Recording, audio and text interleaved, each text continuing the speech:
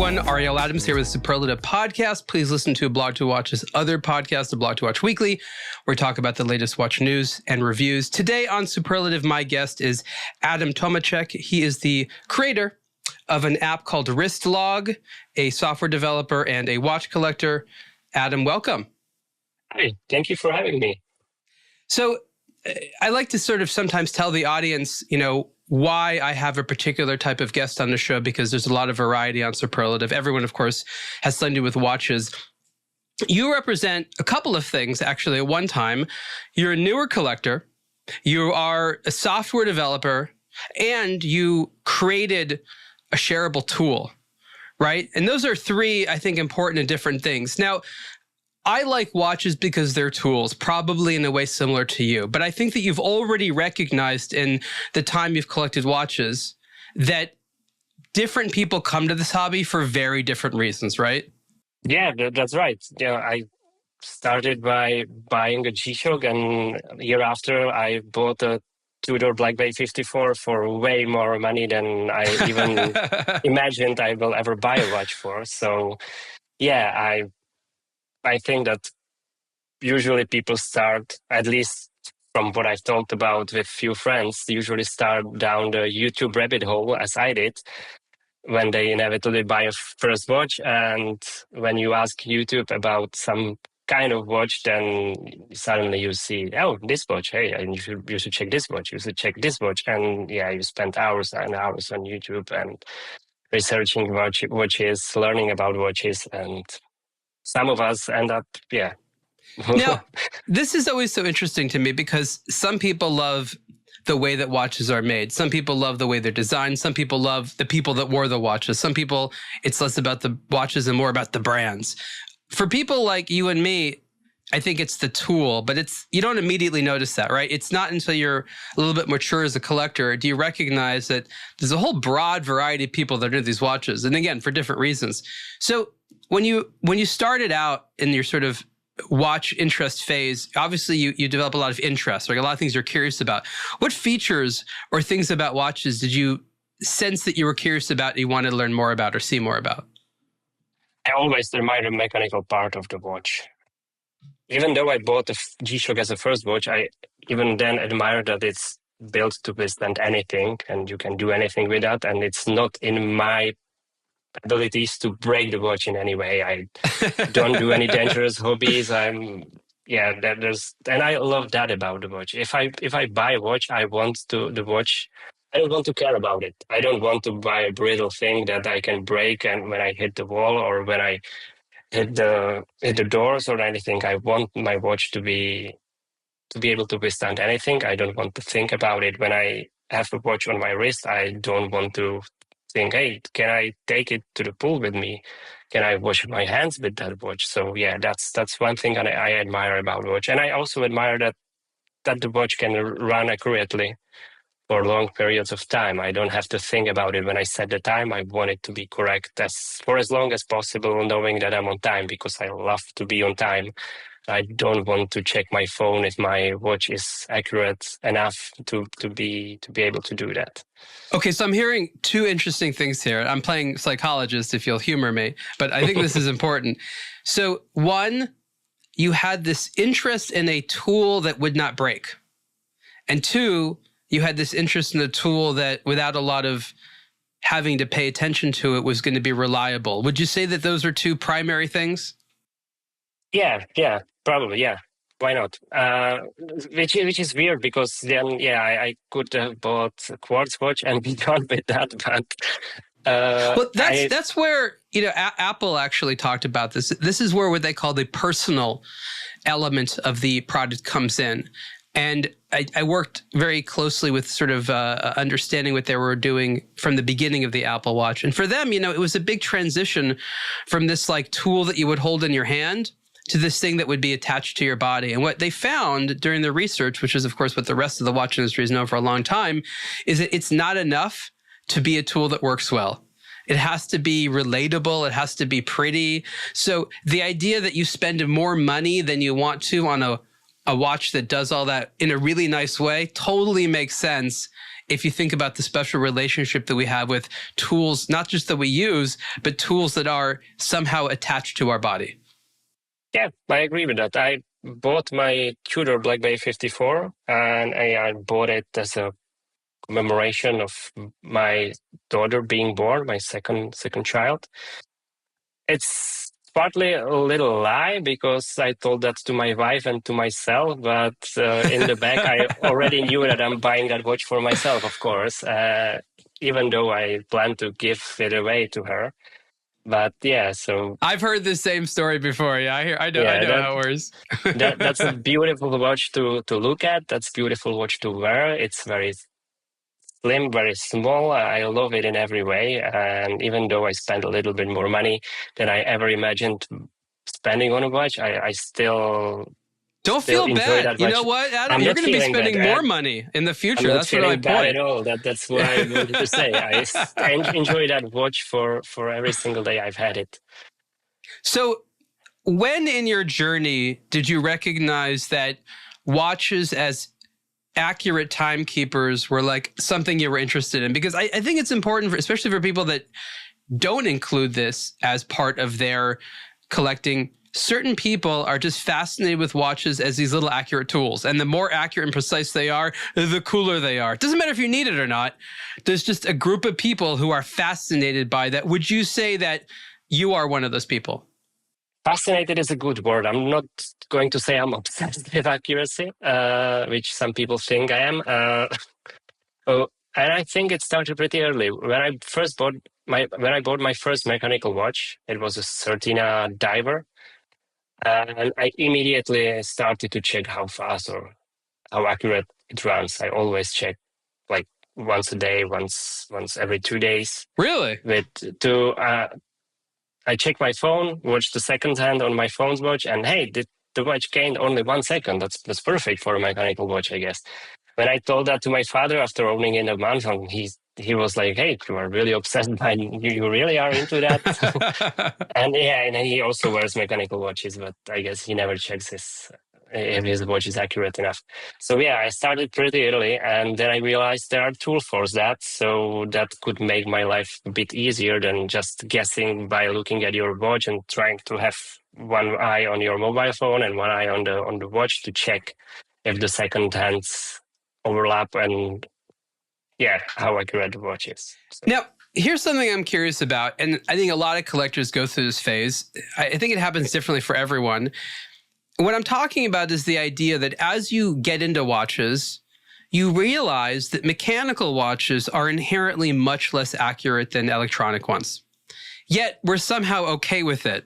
And I'm just curious, when did you realize that even though most people tend to want mechanical watches, they are magnitudes less accurate than an electronic quartz one? Well, I'm pretty okay with having an accurate watch for a day or two. I have few very bad watches that I sometimes wear just for the looks. But when I want to take a watch and don't think about the time, I just take one of my better ones. That's the way it is. And you don't have to wear an accurate watch for a day or on a summer day when you don't care about the time. But when I'm at work or when I'm running around and I have to be somewhere on time and want to have a precise time on my wrist, so to be sure I'm there. Sometimes when I wore a watch, I forgot to wind it because it was a manual wound watch.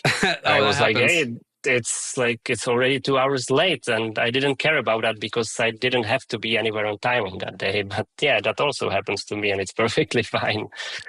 It's a very weird thing that I'm still trying to rationalize. And it's this dichotomy between the idea that, yes, people don't today go out and buy a luxury watch because it's the only way of knowing the time accurately. Like we're surrounded by things that are telling us the time like really, really well. Yet, knowing that we don't buy watches to tell the time, we still don't like to wear watches that don't effectively tell the time. Like, as you said, sometimes we'll be like, oh, it's really pretty, maybe for a couple of hours. But the more I ask people, the more I recognize people fundamentally, for the most part, don't like wearing watches where the time, they can't rely on it. It's very frustrating. It's kind of annoying.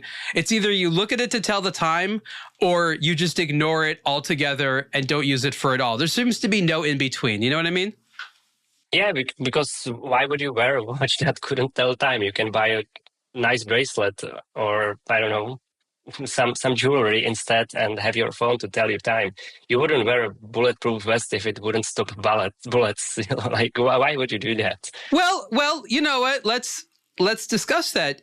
There's a lot of fashion out there where people try to dress like a soldier, but they're not fighting any wars, or they try to dress like an athlete, but they haven't been to the gym recently. So there is a big element of culture where, we'll call it fashion purposes, we dress like something we're not.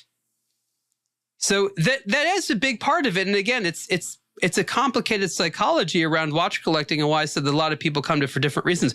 I have people who are friends who routinely wear watches that the time is not set. They just, as you said, like wearing it for, we'll call it jewelry purposes. That would drive me crazy. And I'm not even really into those watches, but there's a lot of those folks and they're rational people, but they're not about not caring if it's accurate or not. They're not using it to tell the time at all. And for me, that's a little bit weird. You know what I mean? Yeah, but is it because they don't want to bother setting the time on the watch when they pick it up after a month of having it on the table? Or is it because they just don't care about it being, or about carrying the watch doing the one thing that it was made for, and that is to tell you what tell it the is. time. As I'm thinking about it, well, there's no like one person or one watch. What does make all of these watches have something in common is they're all very expensive. Whether it's like, they're all show-off watches, right? So for them, I think what they're thinking is it's cooler for someone to see this on me. Because, you know, for the most part, if you look at a watch on someone's wrist, you're not like, is the time and calendar right? Like, you don't care. So I think that's what they're doing. I think they're too lazy to set the time. They're looking at their phone all day anyways. I just don't think that they actually ever look to the watch to tell the time. It's just an expression, you know, they're just trying to say something about themselves. Yeah, I get that. So it's just on a expensive bracelet side. It just has a dial and hands and probably date window. That's okay. But when you have a sort of tool nerd get into a conversation with someone who is mostly about the show-off element, what I find is they sometimes have very little in common. Like they find it difficult to be like, okay, we're both at the watch event. We both like watches, but like, I don't know what to say to you and you don't know what to say to me because we like this hobby for completely different reasons, right? Well, I would definitely admire their watch. I might even take the courtesy to set the time on the watch for them if they allowed me. I would. They should allow you. Yeah, I would take a look at my phone and set a time for them, and then we can start a discussion. Probably that would be a good icebreaker. So let's talk about the app WristLog. It's again, I want you to explain what it is. It's you can go to wristlog.com to learn more. The main slogan here is track wrist time and accuracy of your watches for free, which is nice. Explain to me what this app is meant to do, maybe the basics of how it works, and then I'd love to hear about why you made it to begin with. Well, the slogan basically says it all. It's a tool for watch nerds like me, and that tool can help you track accuracy of your watch and also track wrist time of your watches, so you know which watches you wear the most or which watches you should maybe sell because you haven't got it on your wrist for half a year or so. There's also a few other features, and my idea behind the app was that I wanted to keep my watch-related stuff in one place. So there's also a wish list in the app, so you can track watches you want to buy one day. You can keep notes in there. You can also write a diary with your watch-related memories if you are into that. Keep your photos in one place, and you can also use the tool to help you diagnose your watch if it's running inaccurately, if you want to do that. So basically, my idea was that I was using the app for accuracy tracking of my watches. Main reason for that was I bought a really expensive watch and I wanted to check if it's actually running in spec. And I also wanted to track how often I wear each watch. And I couldn't find any app that can do that, do both of those things together in one app. There are a few apps that can do one of the things, and they are great apps and they do it very well, but I couldn't find any app that can do it all. So that's why I started to make the app. And when I finished with those two things that I wanted the app to do, I realized, hey, I can share it with the rest of the world because it's already running on my server, because it's a web-based application. That's what I do. That's what I know how to do best. And yeah, I shared it on social site or social page, WatchCrunch. You probably all know that. And few people joined, few people registered. I also shared it somewhere on Reddit, and it started to kind of attract users or similar nerds as I am. And that kept me motivated to add more stuff to the app, and that's where it's going right now. I have full list of things I want to add, and I did a lot of since I released it in January. So yeah, that's how WristLog was made, and that's what WristLog can offer to fellow watch nerd. So let's talk about the practical element. How do you use it to track accuracy and how often you wear things? What are the actions it takes? What do you have to manually enter? Talk about how it actually works. Yeah, so it tracks accuracy using what I call logging method. That's what all the other apps do too. It's not time grapher of any kind. It's solely is based on your manual actions. You have to look at your watch and press a button in the app when your watch reaches the time shown on the button. When you do that multiple times during a day, the app checks actual time and difference of time on your watch and calculates how your watch changed time. So it gained 1 second in 12 hours. That means your watch is running 2 seconds faster per day. It averages that results. And the more often, the longer you do that tracking, the more accurate results you get, because inevitably when you had to press a button on time, there's a human error involved. And that human error needs to be mitigated by tracking for longer periods of time. So that's you what average you do. It out. Yeah. I mean, that's the same way a tourbillon works, right? You're basically creating a human tourbillon. Yeah, I don't know if I explained that correctly. It's kind of simple math, but yeah, you have to press a button and that's it. The app does the rest for you. So and again, sorry for getting so, detailed about it, but I think this is actually quite important because you're asking people to adopt a new behavior, which people don't like to do. So I think the weakness of all of these apps and services and databases is that the user has to enjoy interacting with it on a regular basis.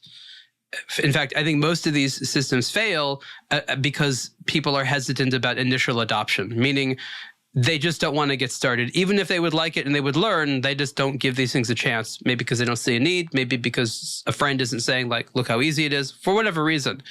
So my question is, does it prompt you? Does it have a notification on your phone, or you get an email that says, hey, what watch are you wearing today? You forgot to tell me. Or, we got to do one of these timing tests. I need 20 seconds of your time, or whatever it takes. Like, how do you remind the user to continue to engage and use it? Yeah, there's option for user to turn on daily reminders if they forgot to check time, or wrist check, as I call it, if you want to record what you wear. I'm not too pushy about it because I hate notifications. So I hate notifications myself. So the user has to enable notifications, and they will receive daily email if they didn't do any of those actions on that day yet. So that's the way I'm most comfortable doing it. I don't want to scream at you, hey, you have to track your time. No, you don't have to. If you want to, you can do that. I don't care that much. You wanted to start tracking accuracy of your watch. And the thing is that it doesn't make sense to track accuracy of your watch like for a half a year.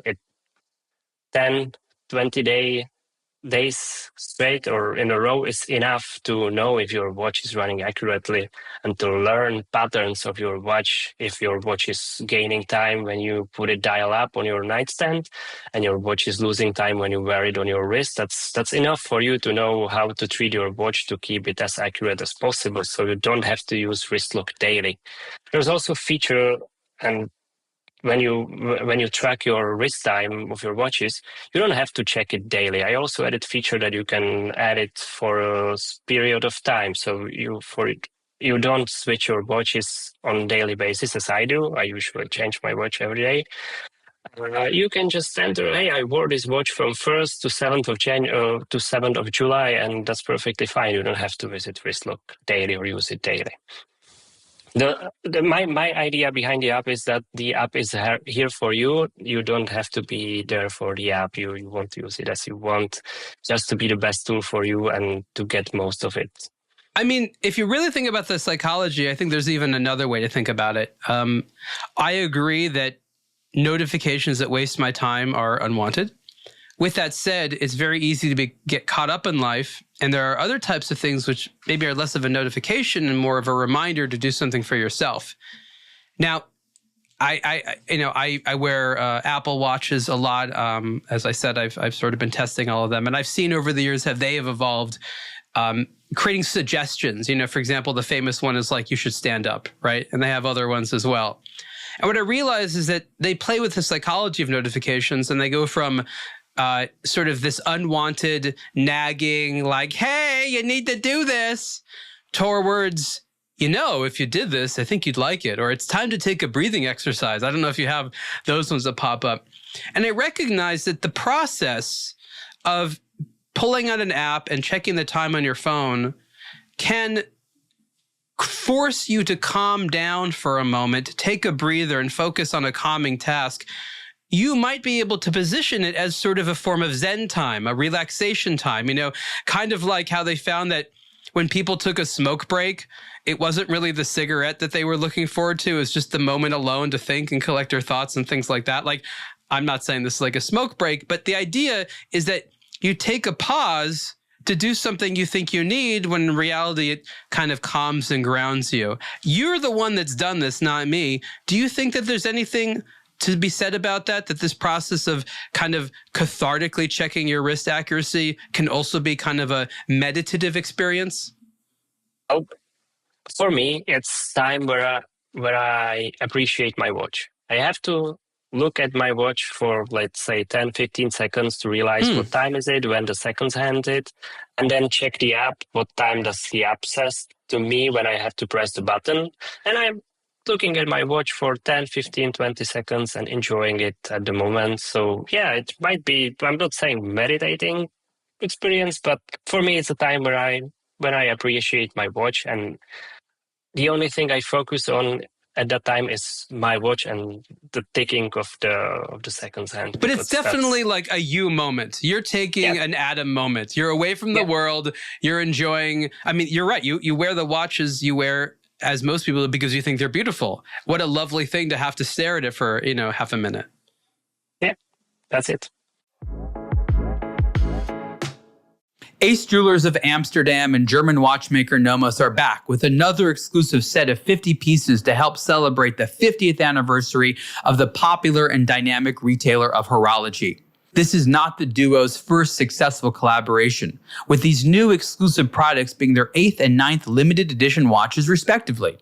This time, Ace Jewelers and Nomos focus on 2 sizes in the Metro Neomatic collection, each with a distinct palette of Dutch aristocratic orange colors.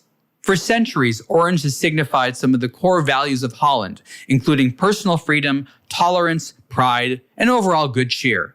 2 distinct multicolor orange dials were created by the renowned designer Mark Braun for these new limited edition Metro Neomatic 35mm and Metro Neomatic 39mm models. Both of the watches contain Nomos' celebrated in-house made automatic caliber DUW 3001 mechanical movement, which are visible through the rear of the steel Metro Neomatic cases. Stylish and full of value, these are fine timepieces with a fun regional flair that can appeal to enthusiasts everywhere. With included free worldwide shipping, price for the Ace Jewelers and Nomos Metro Neomatic 50th anniversary limited edition watches start at 2,810 euros, excluding taxes. Learn more at acejewelers.com. I think that's, again, part of the unstated element here, because I think when a lot of people, especially not when non-watch collectors, see this, they're like, "Oh, watch nerds doing this. Why do they need that?" But it's deeper. It's about the emotional gratification that you get from this hobby. You are helping to create a new tool to enjoy the hobby, and really, this is a hobby. And I think people need to remember that a hobby is a distraction. A hobby is a fun way. Fun is an operative word to spend your time and money. If you're making money on it, not your hobby. It's your job. You might enjoy your job, but you spend money on your hobby and you spend time on your hobby. And for a lot of people, watches are their hobby. The social element is important, but that's why I want to talk about this, because this is another way of enjoying the hobby. It's getting these high accuracy watches and then being able to see them. Now, what happens when you're disappointed and the watch is not working very well? It's not very accurate. Do you internally want to fix it? Do you not care? And then how do you fix them? What is your choice of how to make your watches more accurate? I never got to the point where I said my watch is inaccurate enough to start fixing it. I have one on my I have one on my wrist that has basic Seiko NH35 movement. Oh. And it's running about 20 to 25 seconds faster on daily basis. That's within parameters. That's within spec. But we both know that these movements can be regulated and can run very precisely. So with my data I collected during few days I've been tracking this watch, because that's painful for me to see the 25 seconds daily gain. I know that it gains from 20 to 25 seconds. So if some watchmaker or someone who know how to regulate the watch can regulate it 20 seconds slower, it will probably run within 0 to 5 seconds. So that's my expectation. That's the only watch I'm thinking about servicing right now or getting regulated to be running more precisely. But what WristLog helped me is, for example, my Tudor. It runs, or it loses time when I'm wearing it on my wrist, and it loses significant amount of time, like out of spec amount of time, not significant, out of spec.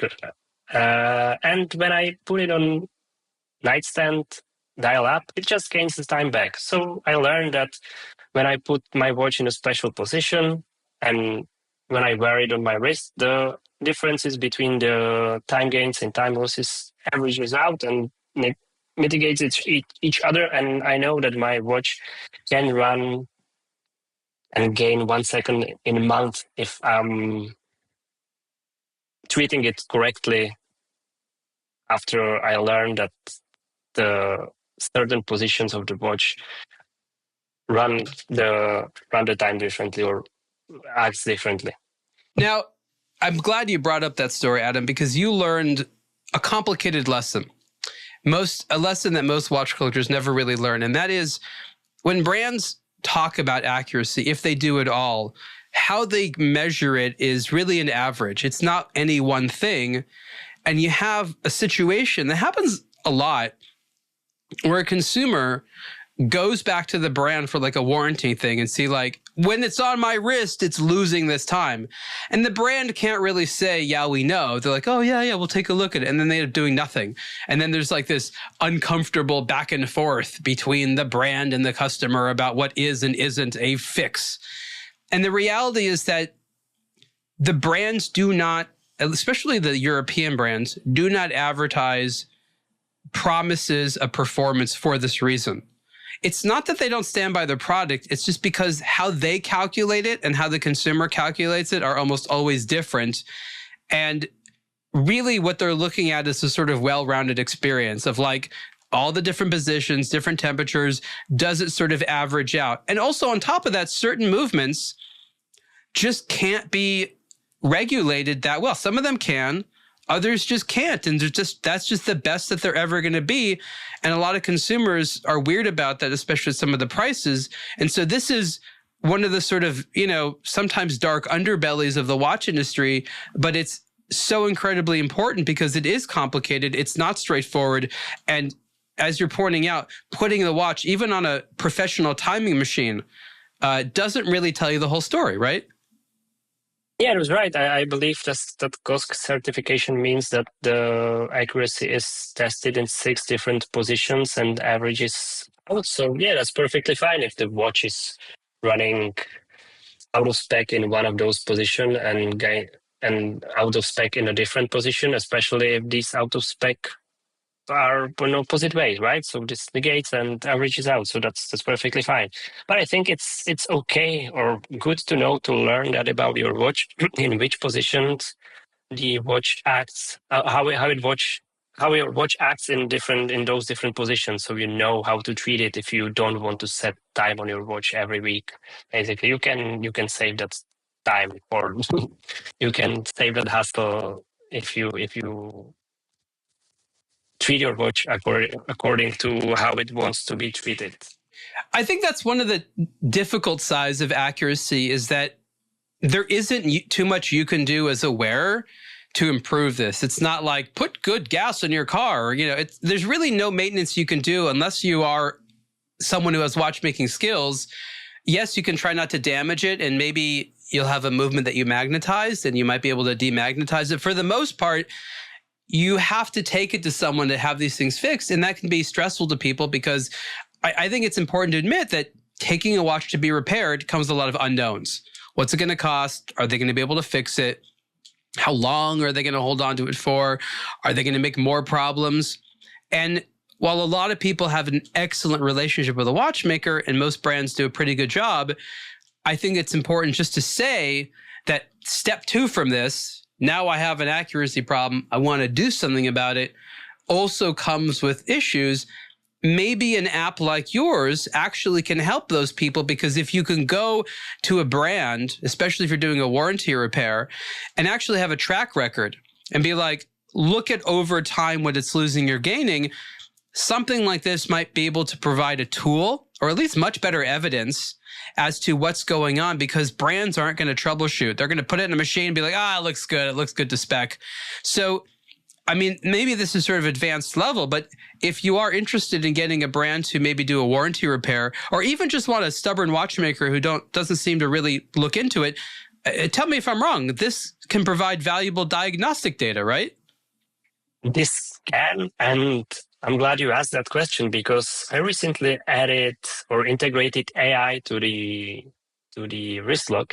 Oh. And I do precisely that. I take your logs and shove it to the AI, and the AI usually outputs pretty great analysis of your accuracy. So that's one more thing that can help my users to actually help them diagnose the watch. I've checked some data, and the AI correctly recognized in the patterns that the watch is magnetized. It can check against spec and say, hey, your watch is running within spec, I think it's okay. Or it can say, hey, your watch is way out of spec, something might be wrong with it. You should take it to a watchmaker to have it serviced. So yeah, that's one more step I added to WristLog. So you don't immediately have to run to your local watchmaker to check your watch. But yeah, I actually gives reasonable outputs that can be actionable and that can calm you down that, hey, it's okay. Or you, based on your data during nighttime, your watch gains time. So maybe you can just try and rotate it the opposite way, so it maybe doesn't gain so much time. The AI can go as far as that. So I was actually pretty surprised about the outputs. I was doing it as an experiment, and it ended up in the app and being released to be used by my users, which didn't expect, which I really didn't expect it will happen, because I was really skeptical about what the AI will output. The AI can also flag instances when someone should get their watch fixed, and then you could actually refer them to a local watchmaker, and then that's how you can make money. Well, yeah, I haven't thought about that. I'm still don't think that I will ever make money from WristLog, but yeah, that might be. Well, let's talk about the commercial element of it. like you have a hobby of making these apps. I have a hobby of talking to people who make apps, right? So I've interviewed a lot of people who have made a lot of software related to watches for a long time now, whether it's something like this, a buying and selling thing, a grading thing. Back in the day, it was customization software to help people kind of like personalize watches and things like that. I've seen a lot of how modern software technology is integrated in luxury watch space. For years now, at least 10 years now, I've imagined the need for what I'll call a watch enthusiast super app. You know, for people who know WeChat in China, this idea that this app has a bunch of different services within it and it can serve a lot of your needs. I think that there needs to be a watch hobbyist super app, which is for the hobbyist, not a marketing tool, not something that brands give them, something that allows people to safely upload their collection, have a database, be able to even share it with others, be a place to store documents. I mean, again, I'm not sharing proprietary information because it's easy for people to come to this, but you and other people have also identified the need for these types of things. Talk a little bit about what you found out there when you were searching for available apps and what you were able to make of the, we'll call it the market for the applications so far. And do you think that there should be a bigger market? Do you think more watch collectors would use this stuff if they knew what it could do for them? Oh, I found only apps that can help you track accuracy, basically, and apps that can sell it, that can help you sell your watches. That I don't think that's much between. So it's basically those things. Okay. Yeah, not much more. And those apps usually were also very badly made or not updated for a very long time. There are a few that are very great or very good. 12 app, for example, that's very great app to track your accuracy. But those apps usually limit themselves to only one feature, as I mentioned already. So yeah, that's why I realized I want to do at least two of those things together. And then inevitably, when taking a shower, I came with this idea and I came up with this idea, added to my list. And then, yeah, that somehow evolved into having multiple features under one roof. But talking about market, I don't think there's a lot of people that enjoy using those kind of apps. There are those watch nerds that want to check accuracy of their watches or want to know precisely what watch they wear on that day and how often they wear that watch. And I've seen crazy stuff, crazy Excel sheets with a lot that they even got tracked to a minute, I think, how often they and for how long they wear their watches. So that WristLog will never get to that level, hopefully. But yeah, I think it's fun hobby and fun activity to use, and I plan to add more features to WristLog. I'm not saying it will become a super app for watch enthusiasts, as you mentioned, but yeah, I hopefully will make that. That's my vision for WristLog now, to make a watch tool that every watch enthusiast will use or will want to use to. No, not necessarily track accuracy, but as I said, WristLog can also help you keep your diary or your wish list. And I plan to add some kind of service notes to your watches so you can have your documents in one place. That's also something I want to do. So yeah, I'm not saying it will become a super app, but it will definitely become an app that even average enthusiasts can use, not necessarily a watch nerd to track only accuracy or track race time of their watches. Look, I love how this space is evolving. I think that's what's so interesting about it. You come in, and as a relatively new enthusiast, you can immediately identify a need as well as tools out there that allow you to build other tools to meet those needs. And again, this has been for more than a decade now. I've been seeing different types of services and apps and things like that, all kind of going in circles around the same idea. I think there's also a lot of difficulties in not the technology side, but just the practicality side. Being able to fully invest in making a big app would be expensive, but there's still no specific way of monetizing it. I think that's really crucial, is that the way that these things make money is highly unclear. Advertising is not really an option. Having people buy the app or pay a subscription is not an option. It's not that these aren't technically possible. They're just not practically possible to get started. The amount of paid users you need to have just to sort of pay your bills would be a huge amount at the beginning, and nothing works that way. Watch consumers are conservative. They just are. Some of them are kind of younger and hipper than others in terms of the way they approach the hobby. But the reality is they're buying old technology. Do you think that watch consumers are immediately jumping on the latest app? I mean, they're buying watches that look like they've been around for decades or actually have been.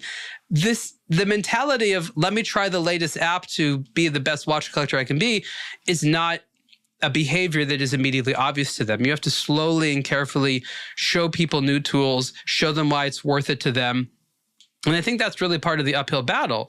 The good news is that this is such a social hobby that you don't need to convince people one by one. You just need to convince enough enthusiasts and collectors where they show their friends. And I think that's what's interesting. It's, you had this personal interest in accuracy and you were able to satiate your personal interest. But as you study the market, other people have different interests. What would you say are the biggest interests you already see? Again, you read a lot of posts online, I'm sure, that you think people want to be solved in such an app. Forget if you can build it or if anyone can build it, but what would you say is the core needs people would have in such an app? And that's the thing. I don't know that. Okay.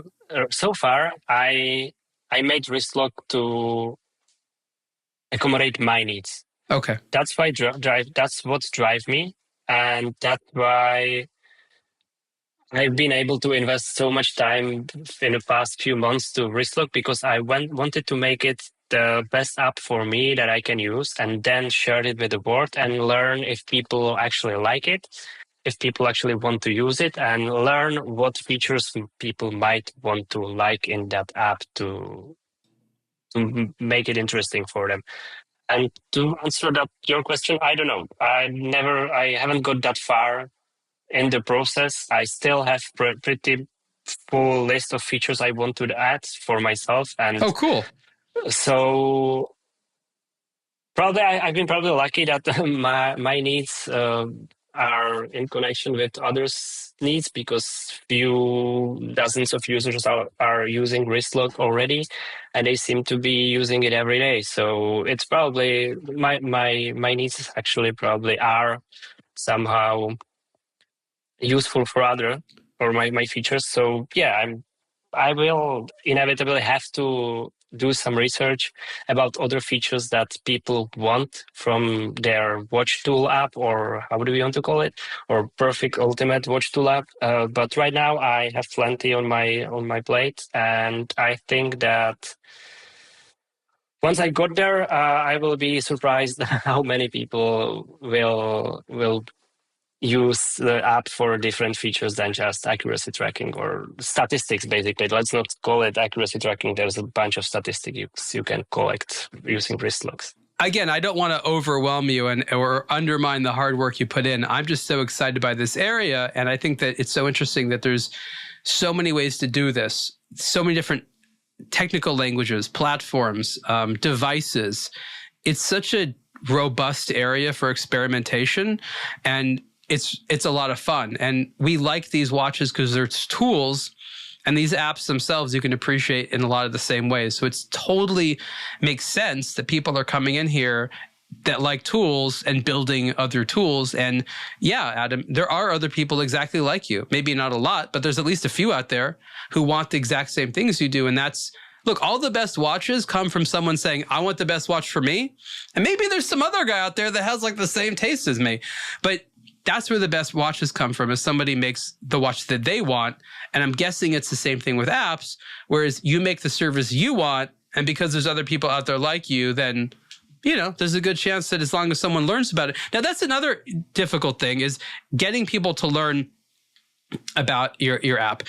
15 or 20 years ago, there was a lot less competition on the internet. If you had some cool tech toy, it wasn't that difficult to let people know about it.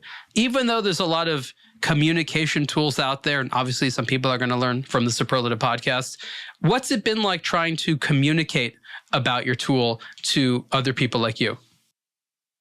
Well, first of all, I limit myself to do it all for free because I don't make any money from the app. I invest some money into the app to keep it running. I'm not counting my time. That would be very, very stressful to do. So I limit myself to not buy any ads so basically market it for free. And right now, for example, half of my visitors and half of my registered users are coming from Google. I don't know how that happened. I never optimized anything for Google. I just You're indexed.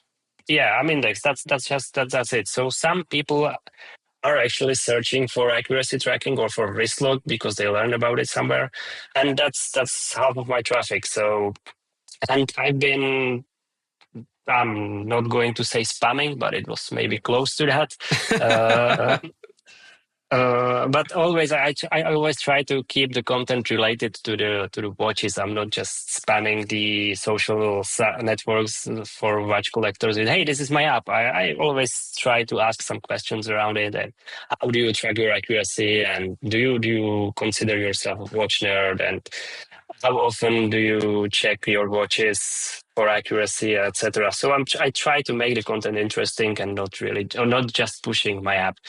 And the thing is that for most platforms, you can't share your app because they will ban you immediately. You just can't go to Reddit, to some watch group and say, "Hey, this is my new app." They will ban you. They will remove your post and they will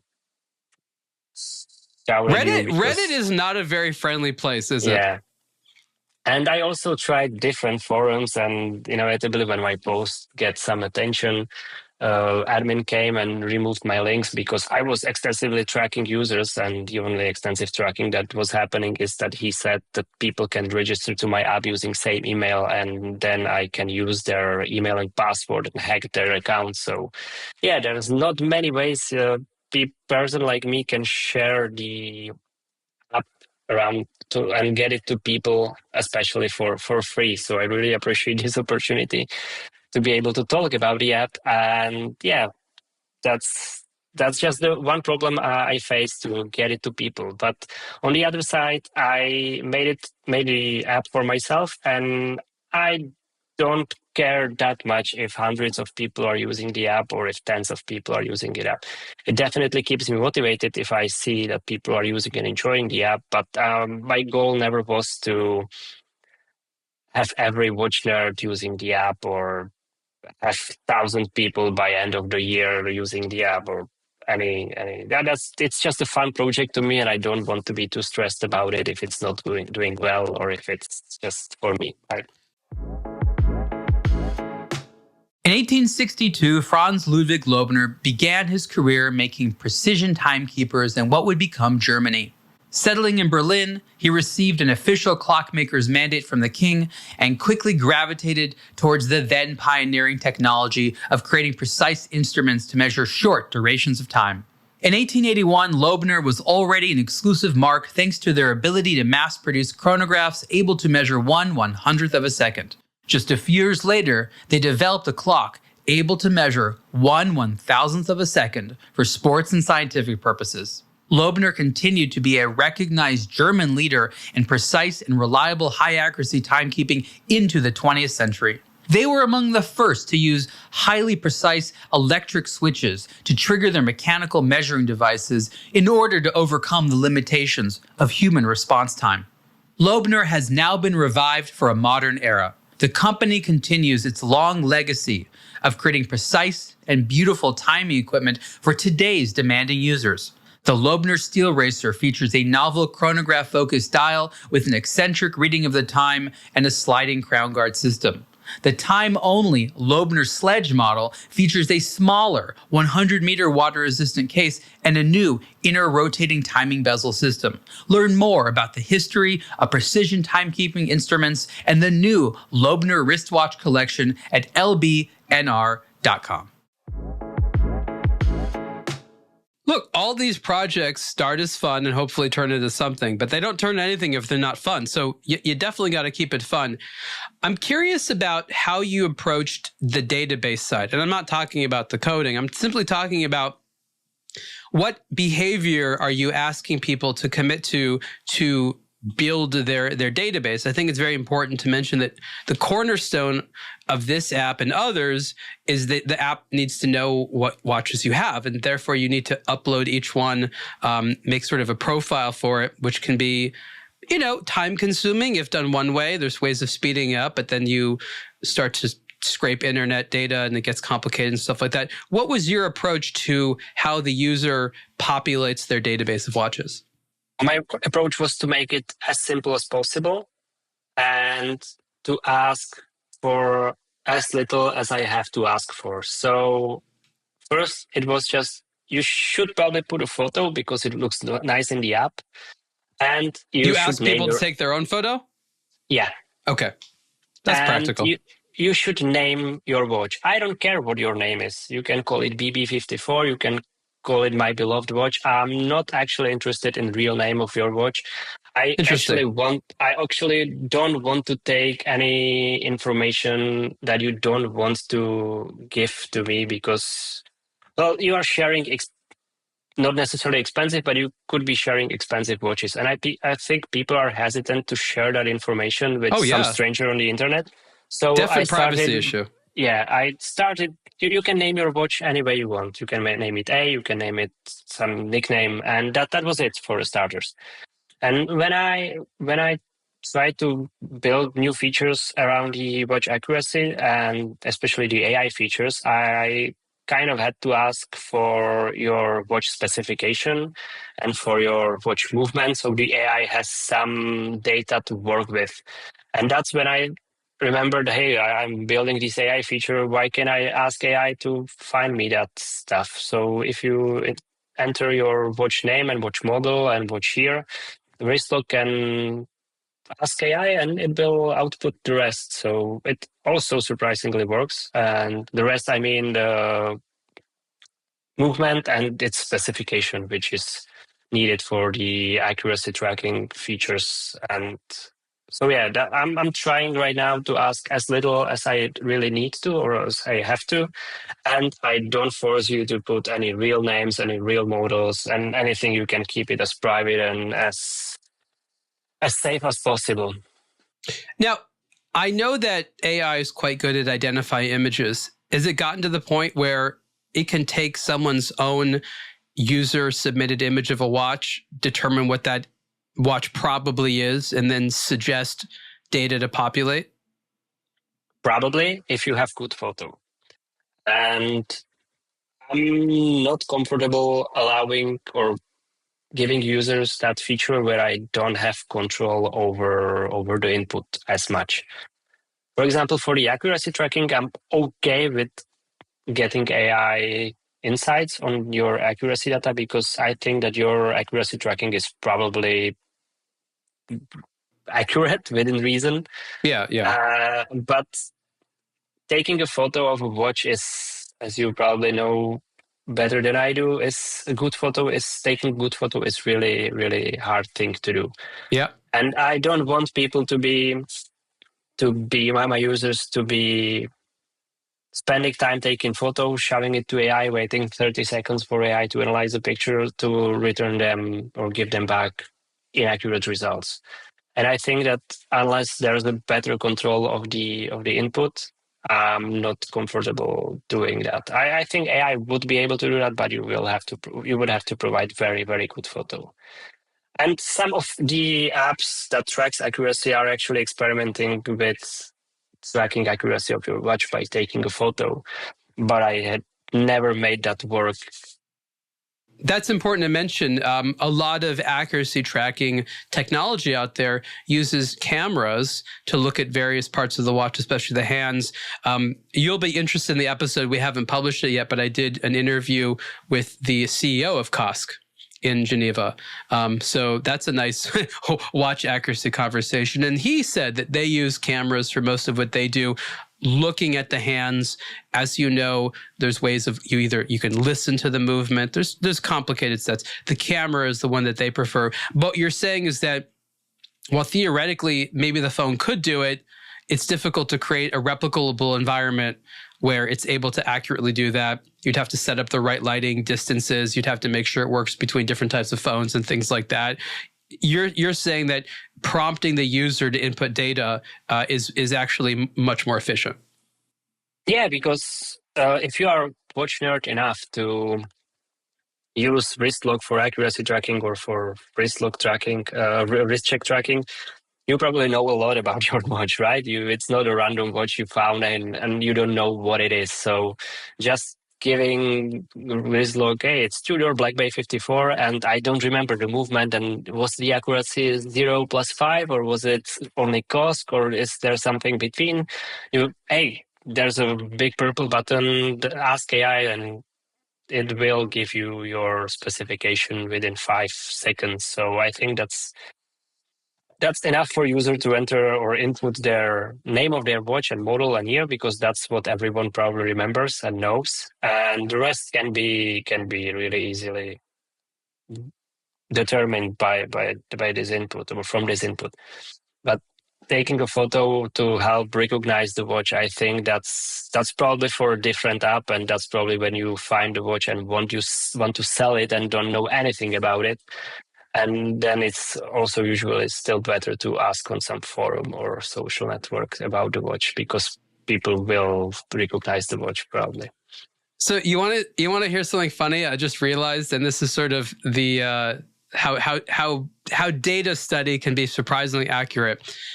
We're having this conversation about sort of the nerdier tool watch elements of the hobby, and the example that you keep talking about is your Tudor, right? I just finished a survey. We haven't gone through all the data yet.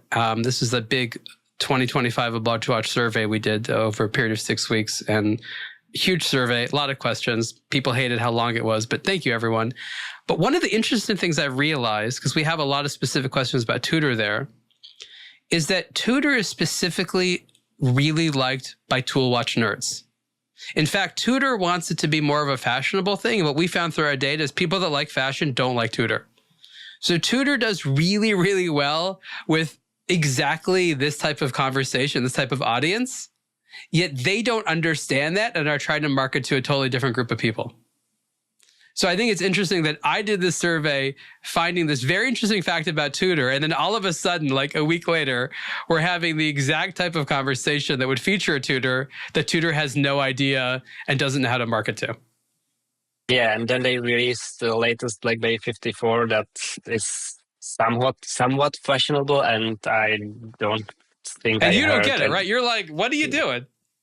Yeah, I would take the Jubilee bracelet from it and put it on my Black Bay 54, but that's it. I don't like the rest of the watch very much. So yeah, I guess it's fascinating, right? Tudor is a great tool watch enthusiast watch because the pricing is about right, I guess. They are very well built, I think. They are. Except some quality issues that everyone mentions on the internet. I think they are really, really good watch for the price. And yeah, I'm the very guy they should use in their interviews for what their brand stands for, because I think that a lot of people like me will buy Tudor if they could. So I totally agree. I think it's interesting because there's this chasm, this really big chasm between what a lot of people like from a brand and what the brand wants to be liked for. And I call it aspirational targeting. They don't talk to the people that like their brand. They talk to the people who they want liking their brand, which is hilarious because they would do so much better if they say, these folks already like my brand. Let's just have a conversation with them. It's like, no. I want those other people out there that don't like me yet. And the joke I always go back to is Longines and horse riding. And like, I've just never seen a lot of people that like equestrian sports like Longines, but Longines was just for a long time like, oh, I want those equestrian folks to give up their Rolexes and wear Longines. It's like, it never happened. Whereas Longines, again, actually tool watch people love Longines, but Longines would like never market to them. And I just think that it's very interesting. We only have a couple more minutes, Adam, and I want to ask you completely different set of questions, but related to the type of watch lover you are. You came into the space being someone who loves data. You obviously know where to go and find a lot of data, learning about watches. I'm sure that at many points you got confused when you started going to the brand websites and you're seeing inconsistent experiences and things like that. Maybe you have some thoughts on ways that you think some of the better watch brands can better use internet tools, better apps maybe they can build. How can they create a better environment for you to discover their products and learn about their products and maybe get excited about their products? I'm sure, I'm just guessing, but I'm sure you've already identified like a whole long list of things that you wish these brands would do. Yeah, well, I have a fundamental problem with buying watches, and that is my very, very small wrist. I have like 5.5 inches wrist, and I can't really buy many watches, many modern watches, because they are just too big for me. That's why I love my BB54 so much, because it's just the perfect size for my tiny wrist, and there's not enough watches in the world for me to be able to buy. Recently, I tried Speedmaster, and I know I never will have one because that's just too big for my wrist, and that's perfectly fine. And I think that brands usually, or a lot of brands, don't put dimensions right in their websites, on their websites. I see. Luck to like is like a holy number for me, because if it's more than 46, I can't wear the watch because it overhangs my wrist. And that's a crucial element, because nobody wants to wear a watch, as you said, that overhangs. The width is actually far less important than how long it is. So not many websites or shops or brand shops have that number accurately. And I think that a great app, and it's not for me to build, could be to use some kind of augmented reality and put to be able to put the watch on your wrist in real time and see how that would look on your wrist. That would be perfect. And that's something also my friend suggested to me, if WristLog could do that. And it could, but it's not something that WristLog should do, I think. But yeah, I think that there's a lot of potential, and that shouldn't be that hard to do it for average programmer to be able to. They have the technology, and I've seen it, and it looks good. You want to know why they don't do it more? Because they want to get you into their boutique instead. Yes, to try that. They want to meet you. Yeah. They want to sell to you. They don't want you to say no. This is why brands, for example, have so historically been afraid to mention the price. They're afraid that people will already dismiss them. They think, like, well, if he or she comes in and has a discussion, maybe, just maybe, they'll understand why it's so expensive. But this is part of the game. There's always going to be more information than you want, than they want to give you, right? Yeah, and then they want to meet me. And when I visited a boutique to test the Tudor I wanted to buy, they didn't have it in place. And then I asked, hey, can I? Because this is also Rolex AD. Right. I asked if they had Datejust 36 millimeter. No, we don't have that. I do have an Explorer 36. No, we don't have that. So yeah, they want to meet you, and then they not even they don't want to sell you any watch because they don't have any. You even can't try it. So I put my name on a list for Black Bay 54, and when I got the call, they have it. That was the first time I was able to try that watch on my hand. So yeah, I think that it would be a great offering for customers to be able to save you the trip to the boutique, because for me it's like 2 hours drive to the boutique, and to be able to test it yourself and think about the watch in calm, non-pushy environment with people wearing suits while you are there dressed in The European experience of going into a watch store, and I say this knowing that most of the companies are located in Europe, is the least friendly on the planet. You go into a watch store in North America, South America, most parts of Asia, it is such a better experience. There is a snobbiness and a dismissiveness in not all stores in Europe, but a lot of them, which I think is unforgivable. Like, you should not be afraid about going to the store. That it's a 2-hour drive, that's a problem. That they didn't have the watches in stock, that's sort of a Rolex issue. Most brands aren't like that. But again, they got half of it, right? They got you in. But that they can't make you feel happy, that they can't treat you comfortably, that it seems scary, that's easy to fix. And I think they fixed it in most places, but in Europe still, and again, not every store by any means, but especially the brand boutiques, there's a really big customer service problem. And it's driving people to make decisions out of a store because it's too unfriendly to make a decision in a store. And that's probably easy to resolve, right? Well, first of all, I'm not saying I had unpleasant experience in the boutique where I was. They were very nice, very helpful, and very friendly. I don't want to say that, but I was kind of nervous getting into the store, right? Because I never was there. They have locked door, and the person in the front had to let you in. It's not welcoming at all. It's super unwelcoming. That first step into the store was very, very uncomfortable, and. Yeah, but I'm not saying that the boutiques here are unfriendly. I was into few, and they were always very helpful, very so friendly, you had good experiences. Nice. Great. And actually, Tudor Boutique in Prague even has a beer on tap, so you can get in, have a nice cold beer with them, and chat about watches. So that was really, really nice experience. So I never experienced bad boutiques, so I can't really. Okay, so you had good experience. But you've heard stories, right? Obviously, you knew what to expect. You've been reading online. You've heard bad stories about how people are treated. Yeah, I did. And I always think that this will happen to me because, first of all, I dress like I dress. I have bad jeans. I have T-shirt with hole or with metal band on it. I don't really dress like a person who would go and buy a Rolex watch. And then I also look like I'm 18 and instead of 30. So people are usually very skeptical about me when they see me go into some places that they don't think I belong to. So yeah, it's a very nervous or anxiety experiment for me to walk into. Well, you know what? You're getting more experience. Welcome to the hobby, and thank you so much for what you've contributed so far. Adam, we're out of time. Please tell everyone where they can learn more about you on the internet and any place you want them to check out other than WristLog.com. I don't have much social profile, so they can't really learn much about me. I just wish they check WristLog and let me know if they like it. There's a feedback email. If they think it's complete bullshit, let me know. I'm okay with that. Any feedback is appreciated. So yeah, just check WristLog, see if you like it. I will be glad if you enjoyed it. It's completely free, so there's no strings attached if you don't want to use the app. This has been the Superlative Podcast interview with Adam Tomeček, founder, creator of WristLog. Adam, thank you so much. Thank you for having me once again. I really appreciate it.